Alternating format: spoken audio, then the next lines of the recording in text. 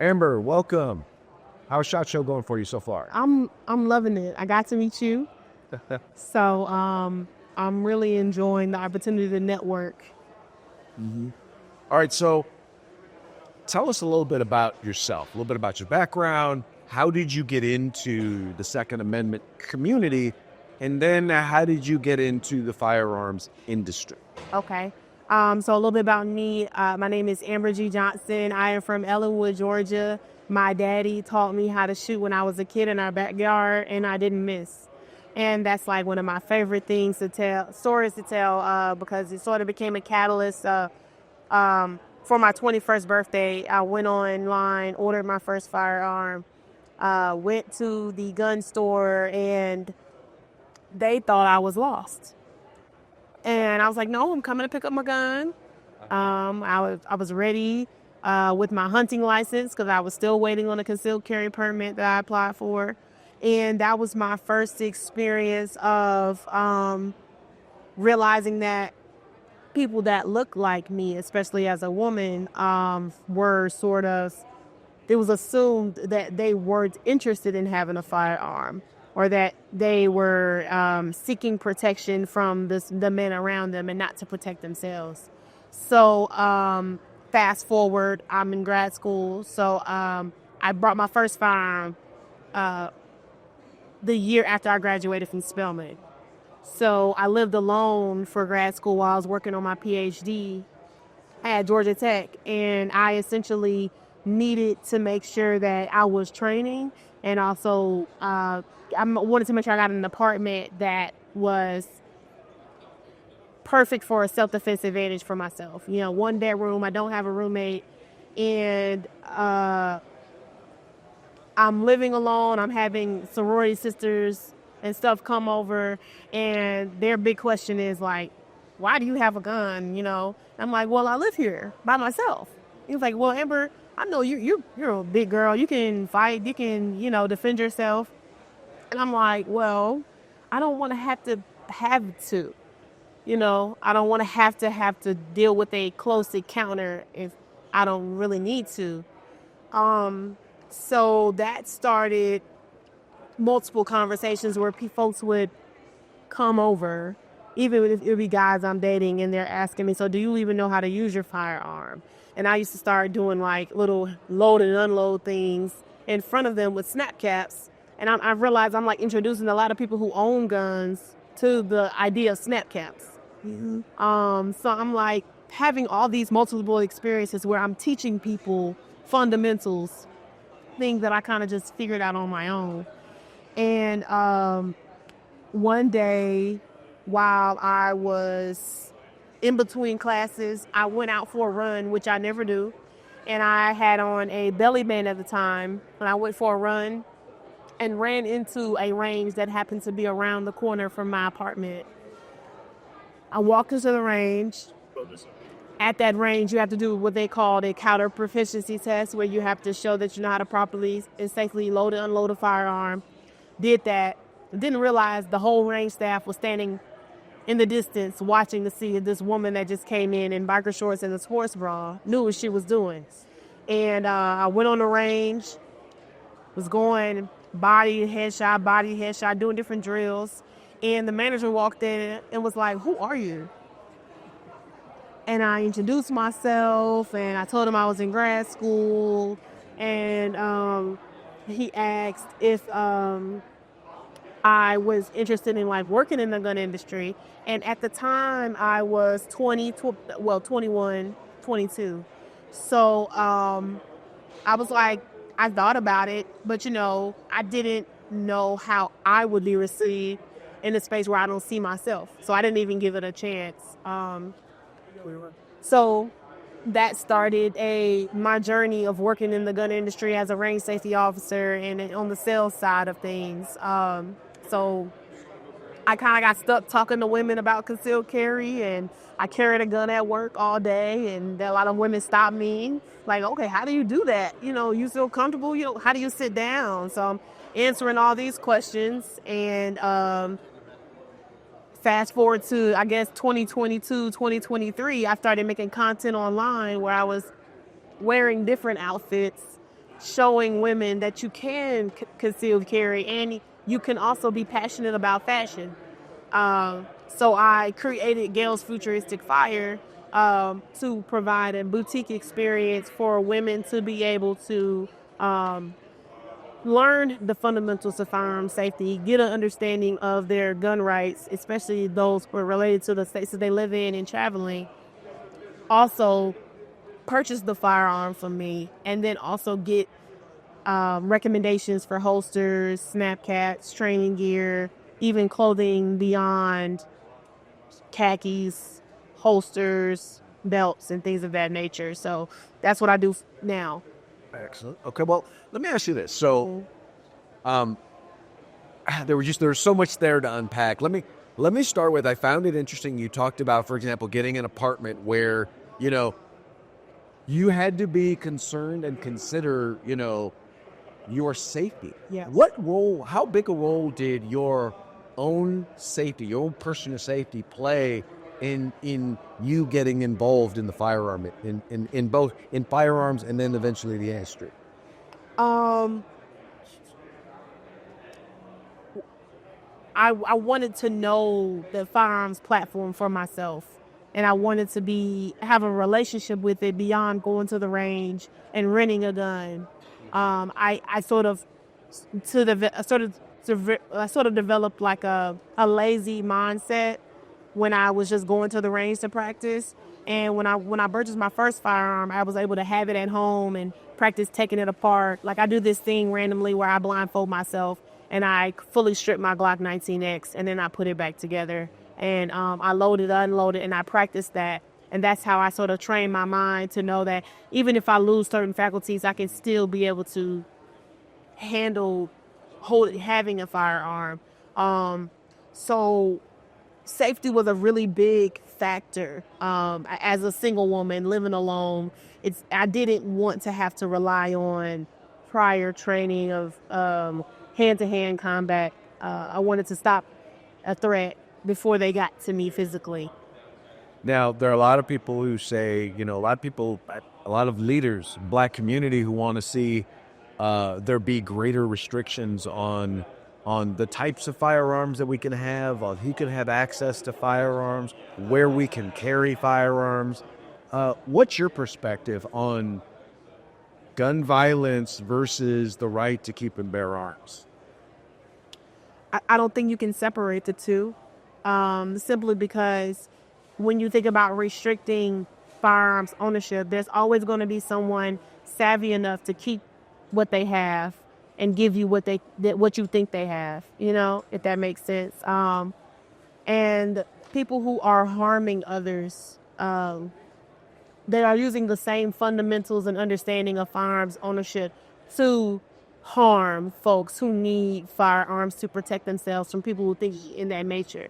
So in order to build legislation and provide education for folks who are everyday carriers, who want to protect their families, who want to protect themselves, who want to protect their pets, you have to also have a criminal mindset as well of storage, of providing education, not just for adults, but for children as well. Not just a conversation of do not touch, but this is what happens. These are the consequences. And you develop a relationship of respect for the firearm and not fear. That's an excellent point, because I think we don't do enough to teach firearm safety. To teach a child someone who comes across a firearm. I think part of the challenge is we're either creating a fear of firearms or we're glorifying firearms, but we're not teaching a healthy respect for firearms. It is a tool. Yes. It is a tool that, if improperly used, whether with malice or with ignorance, can cause serious harm. Yes. But you got people who are like, well, let's just get rid of people's access to the tool. My belief is that criminals will never, whatever gun laws you pass, criminals will never follow them. So whenever you pass a law that restricts the rights, largely of law-abiding citizens, yes. it prohibits you from being able to do what you need to do to be able to protect yourself. Yes. So do you deal a lot? Do you come across a lot of people who, number one, are surprised being a black woman? Number one, that you are into firearms, that you're in, that you own a firearm, that you're experienced with your firearm, you know what you're doing. But then number two, that you actually in the industry. Yes, even at SHOT Show. Yeah. What are some of the reactions that you get? Well, so far, I mean, it's day 2. So, so far it has been an interest in me. It's been usually I catch people in passing, and you would expect it to just be a hello and goodbye, and then it turns into a 15-minute conversation. And I think that my ability to connect with different types of people allows people to move beyond just saying hello or excuse me and actually exchanging business cards. But I think that being that I can turn the corner now and see other people that look like me, but I might not see another woman in the same capacity as me, there is an assumption that I am someone's wife or that I work in some capacity for a company and admin and things of that nature. So there is an element of surprise in facial expression. It's not necessarily verbal, but body language definitely shifts when folks realize that I am a peer. I'll tell you, and this is the image of the someone in the firearms industry is a gray-haired, overweight white guy, right? I mean, that's this in khakis, right? In khakis, or camo. But I think what you bring to the table is you bring a different face, and the reality is, people generally are attracted to people who bring, who represent them. And having you here, you represent it. We know that there are people that you will bring into, the gun-owning community, the Second Amendment community that otherwise wouldn't be here. Yes. Or they are a part of the community, right? But they don't see there's a reason for them to come here. They don't see a reason for them to even be members of the National Shooting Sports Foundation or USCCA. They are very discreet about their firearms ownership and their relationship with the firearm, just because they think that they'll be criminalized before they're understood. So I'm here to mitigate those feelings and fears, to help people feel welcome. Talk a little bit about that, because there are people who will say, well, the Second Amendment doesn't really apply to us. But it does. It does. It does.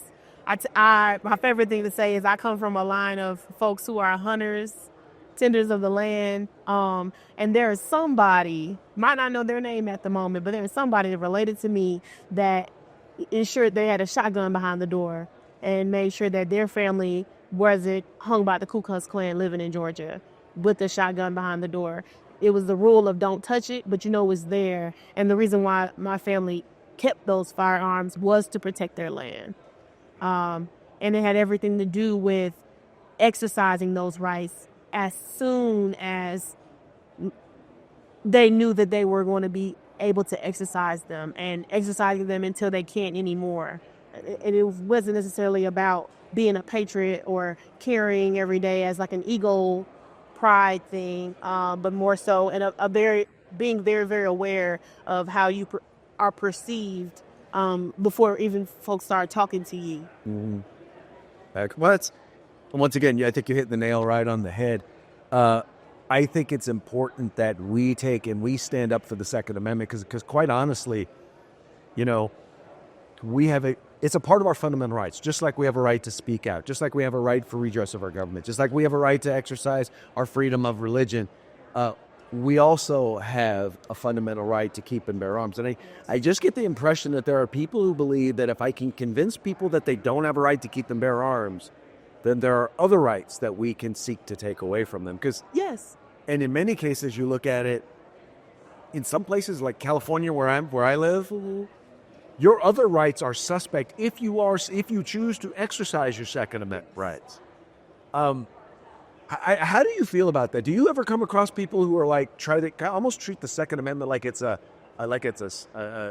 stepchild, right? It's right, but it's not a right?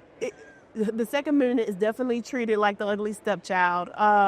But thankfully, I live in Georgia, so the argument of, oh, I'm scared of guns, I don't like guns, is okay, but do you know someone that is a gun owner? Yes. Do you love that person? Yes. Do you feel safe around that person? Yes. When they check those boxes, they start to think differently about what they can learn about the mindset of the person that they know that owns a firearm. And a lot of those folks have some sort, it doesn't necessarily have to be a trauma bond, but they have a story about how they take their kids, I don't know, they take their kids to the movies and they drop them off and they sit in the car and they wait for their kids to come out from their first date and they are ready and they're protecting the area beyond mall security, beyond knowing that there are systems in place that keep people safe at the movies. There's that father that's in the car waiting on that couple to come out from their first date, and they're also not only caring about their daughter, but they're caring about folks who are coming in and out, making sure people get to their cars safely, making sure people aren't getting cars broken into. It's just a level of responsibility that is added on to exercise the Second Amendment rights. And people it's beyond shooting down range. If someone were considering, okay, they're thinking about getting into firearms or at least giving it a try, they're thinking about buying their first gun for personal protection, what advice would you give them? Go to the range and rent as many guns as you can. And if the person can't tell you, especially if the RSO can't adjust your grip and give you tips on sight alignment, don't go back to that range. So RSO is the range safety officer, yes. Right? Yeah, because this is for folks who generally some may be into firearms, some may not be into firearms. Yeah. But this is really about helping folks to understand that, you know what, we are in the industry. We are. This is an industry for us. Yes. Amen. Any last words? How can folks find you? You can find me personally on Instagram at TheAmberGJ, TheAmberG, as in goat, J as in Johnson. And you can find my business on Instagram as well as at Gayle's Futuristic Fire, GAYLES FUTURISTIC FIRE. And I'm also accessible at futuristicfire.com. Very excited. Thank you so much for joining us today. Thank you. All right, you take care. Enjoy the shot. Yes.